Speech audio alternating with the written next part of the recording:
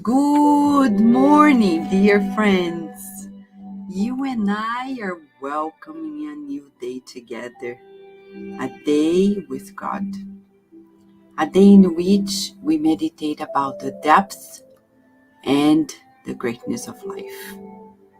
Today, our dear Emmanuel in the book Seed of Mustard, published 1989, when Chico Xavier was 79 years old, he brings to us a chapter titled Conclusions of Life, basically life's take-home messages.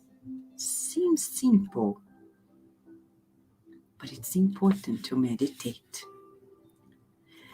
God gives the material and humanity works with it. God gives the teaching and humanity creates achievements with it. God creates peace and humanity creates conflicts. God creates unity and humanity establishes privilege. God recommends forgiveness and humanity creates resentment. God elevates us in faith and humanity cultivates insecurity. God traces justice. Humanity arms itself in violence. God consolidates courage and humanity perpetuates audacity. God blesses everyone and humanity makes concessions. God guarantees freedom, but humanity uses free will and replies by their own works. Yeah, it seems simple. It's funny because one day a friend of mine who used to help translating these books, he said, when I pick up these books, they seem so simple. But when I sit down and try to write something like that on my own, I can't. And he was a scientist. He was a good writer, but he said he couldn't write this. And it's so true because the power of synthesis, the power of objectivity lies in the hands of superior spirits. When we evolve, we talk less but more precise. We write less but more precise, more objective. Emmanuel today calls our attention to the fact that God creates everything good, but we're the ones who co-create. That's the nature of things. He begins by talking about what God gives us, material life, but we're the ones who have to work. If life right now is not the way, materially speaking, emotionally, spiritually what we want, it is on us, human beings, to work on it. It's like a garden you need to cultivate. Some people, they surrender themselves into rebelliousness and end up in depression. And they talk to friends saying, poor me, poor me. No, get out of the poor me thing. There's no poor me anybody because we are all children of God. It's the reverse. It's like the other side of pride when we play the pity me, the pity party. We are the ones who are creating the life we have. But today, in this present moment, we have the opportunity of taking the materials that God grants us, the teachings, the peace, the unity, the forgiveness, faith, justice, courage, blessings, and freedom, and co-create in wisdom. Oh, Vanessa, it's so easy to say.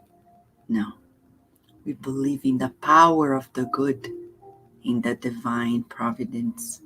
God didn't make a mistake when God created you. God knew that you are important, created you for a reason that maybe you don't know yet.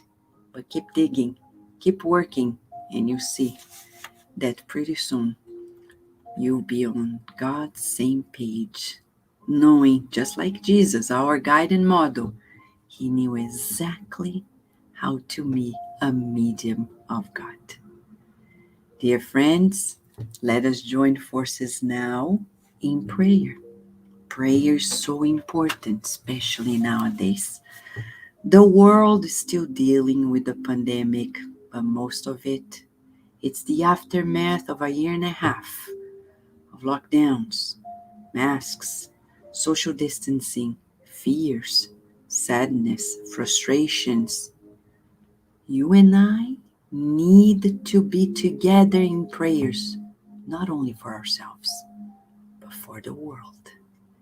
May the light and the drop of light that now we put together be multiplied by God in showers of joy around the world.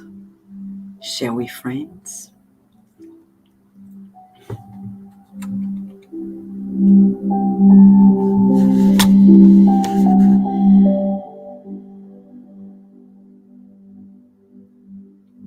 Dear Mother, Father God, you have created us to be co-creators. And yet we don't know what it is. We love your presence and have been enjoying seeking you everywhere, in everyone, inside of us as well. We feel safe, completely safe, knowing that everything that happens to us is under your loving watch care. And even in the extreme scenarios, help is always there. We don't want to take you for granted any longer and be abusive with the things and the opportunities you've given us. Today, we want to focus in our relationship with you and the messages of life. We visualize your envelopment of loving healing, enveloping us, our homes, our loved ones, works, all of our works and workplaces, our children's schools, every hospital, every shelter, every nursing home and refugee camps around the world. We visualize this light of your healing falling from on high, enveloping everyone. Thank you so much, loving and kind Father, Mother of all of us, for a new day and a renewed invitation to inner harmony and greater balance. And so be it.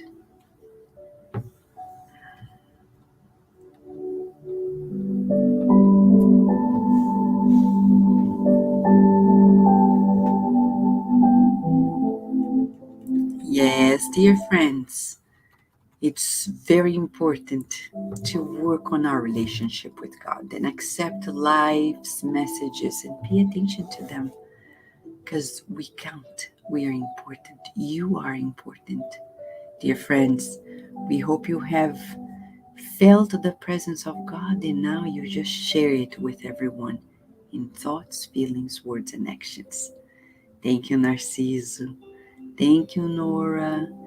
Thank you, Anna. Thank you, Graça. Thank you, friends. See you tomorrow at another morning prayer here at Kardec Radio, where we're always nourishing our souls.